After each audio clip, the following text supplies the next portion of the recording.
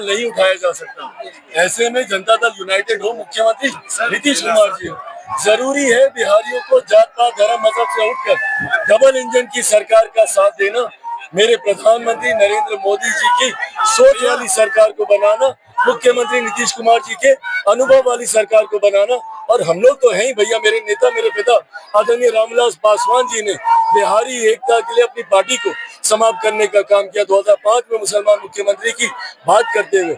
ऐसे में हम लोगों के रहते किसी के साथ कभी कोई अन्याय किसी गठबंधन में नहीं हो सकता। में वोट बांटने और चरणपट्टी तक लड़ाई आ चुकी है। अरे ये जात पात धर्म मजहब में बांटने की राजनीति महागठबंधन राजद और कांग्रेस के लोगों की पुरानी परंपरा।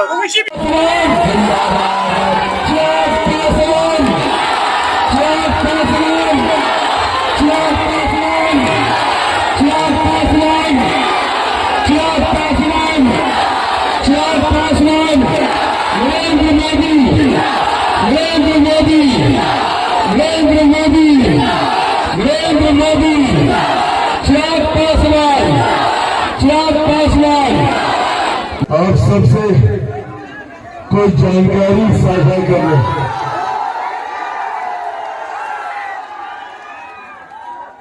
आप सबसे कोई जानकारी साझा करने यहाँ आया।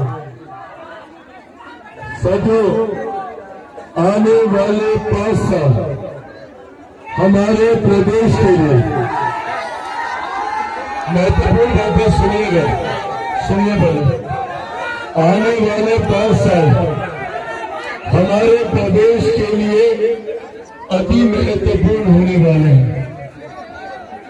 एक लंबे समय के बाद हमारे प्रदेश को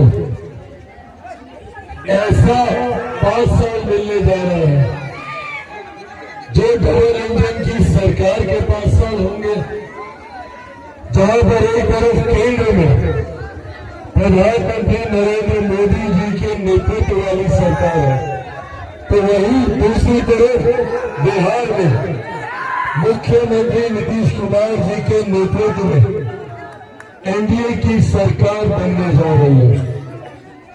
हम लोग पिछले 20 दिन से प्रचार में हैं और कल पहले चरण का मतदान भी है। पहले चरण के जितनी भी सीटें हैं और जो जानकारी, जो रुझान सामने आ रहे हैं, उसमें एक बात तय है, एक बात स्पष्ट है कि आगामी 14 नवंबर को बिहार में एक बार फिर से एनडीए की सरकार बनने जा रही है।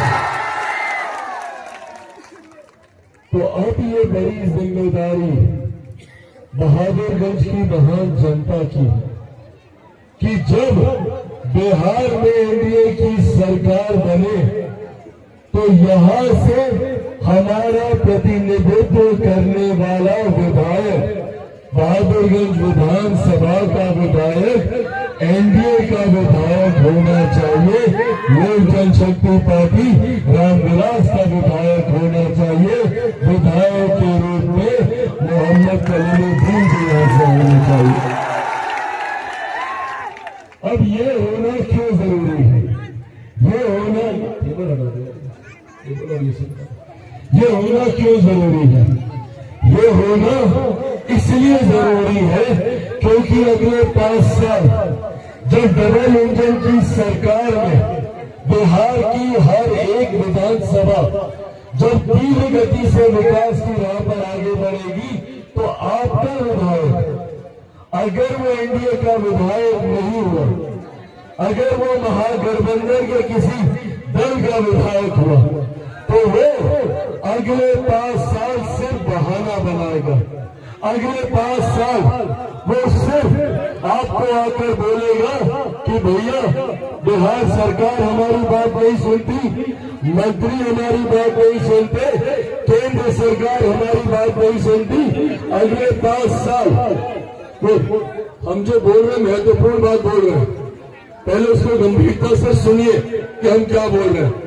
आगे फोटो हम जाते हुए खिंचा लेंगे, पर अगर ये बात आप नहीं समझिएगा ना, तो अगला 5 साल फिर इसी तरीके से रहना पड़ेगा। क्योंकि जरूरी है मुख्य धारा के साथ जुड़े रहना, क्योंकि कई ऐसे राजनीतिक दल हैं जो हम लोगों को 6 प्रभाग में बांटते हैं कि भैया सीमांचल का इलाका, फलाना इलाका, ढिंडराना इलाका मुसलमानों का इलाका है। तो मुसलमान का इलाका कभी एनडीए के साथ नहीं जुड़ेगा। क्यों नहीं जुड़ेगा भैया? कितने साल तक ये लोग इसी तरीके से हम लोग को जात पात धर्म मजहब में बांटते रहेंगे और मुख्य धारा के साथ अलग रखेंगे। और मैं जितनी बातें आज आप लोगों से करके जा रहा हूं, मैं चाहता हूं कि मेरी एक बात बहादुरगंज विधानसभा की एक प्रखंड, एक पंचायत, एक गांव, एक घर, एक परिवार तक जानी चाहिए, एक मुसलमान साथियों तक जानी चाहिए।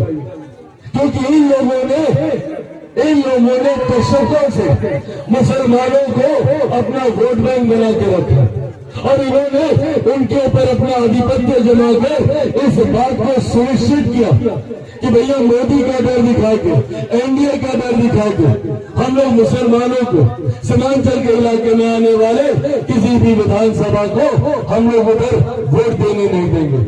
और बदले में क्या मिल रहा है? चुपचाप हम लोग की सरकार आ रही है, क्योंकि विधायक हम लोगों के साथ कर रहे हैं, वो हम लोगों से बातचीत नहीं करता, उसको अपनी राजनीति करनी है। अगर वो यहाँ पे आके क्षेत्र में विकास करके दे देगा, आप लोग जो सड़कें, नली गली, अस्पताल, स्कूल खोल के दे देगा, तो उसकी राजनीति कैसे चलेगी? कैसे वो बोलेगा भैया कि मोदी हमारे लिए काम नहीं करते? कैसे वो बोलेगा कि बिहार की एनडीए सरकार हमारी बात नहीं सुनती? वो अपनी राजनीतिक रोटियां सेक रहे हैं। समझिए आप लोग इस बात को। हम लोग को जात पात धर्म मजहब में बांट कर अपने घर परिवार को ये लोग बढ़ते जा रहे हैं और बदले में हम लोगों को क्या मिल रहा है? कुछ नहीं। हम लोग ऐसे भूख घर में घूम इन लोग को रखना जरूरी है कि भैया एनडीए में लोक जनशक्ति पार्टी रामविलास, मेरे नेता आदरणीय रामविलास पासवान जी ने पूरी पार्टी को समाप्त किया। हम लोग ऐसे घटक दल हैं, मुख्यमंत्री नीतीश कुमार जी उनकी धर्मनिरपेक्षता पे कोई सवाल नहीं उठा सकता। ऐसे में जब ये लोग बांटने की राजनीति करते हैं तो कहीं ना कहीं नुकसान इसमें सबसे ज्यादा मुसलमान भाइयों का ही होता है। मैं बिहार पर बिहारी खास की बात करता हूँ, ना हिंदू बिहारी। बस मैं ये कहूंगा कि हमारे नेता के नेतृत्व में अगर आप लोग चाहेंगे तो मैं आपके समाज का ऐसा वकील बनूंगा कि आपके इलाके का वकालत ऐसा करूंगा कि जज को मजबूरन सारी सुविधाएं आपको देनी होगी। और मैं पिछले 15-20 दिनों से लगातार आप लोगों के बीच घूम रहा हूँ।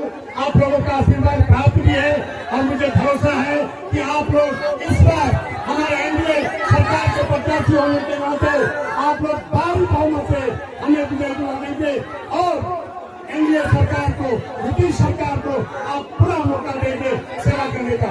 मैं ज्यादा समय नहीं लूंगा आप लोगों से। मैं एक बार आप लोगों से मैं नमस्कार, सलाम और आदाब करके विनती करता हूँ कि आप लोगों को भटकना नहीं है, एकजुट कैसे है वैसे एकजुट रहेगा। और मैं यकीन दिलाता हूँ कि आप लोग ध्यान में बैठा लीजिए कि इस बार एनडीए को सिर्फ हिंदू समाज नहीं, मुसलमान समाज भी वोट देने जा रहा है और आपका परचम यहाँ से लहराया जाएगा। अब ज्यादा समय नहीं लेते हुए अपने राष्ट्रीय अध्यक्ष जिसका इंतजार आप इस कई ग्रुप में भी कर रहे थे, मैं उनको हृदय से दावत दे रहा हूँ कि आइए और अपने आमजन को संबोधित करके एक पैगाम दीजिए कि यहाँ एनडीए की जो प्रत्याशी जीतेंगे।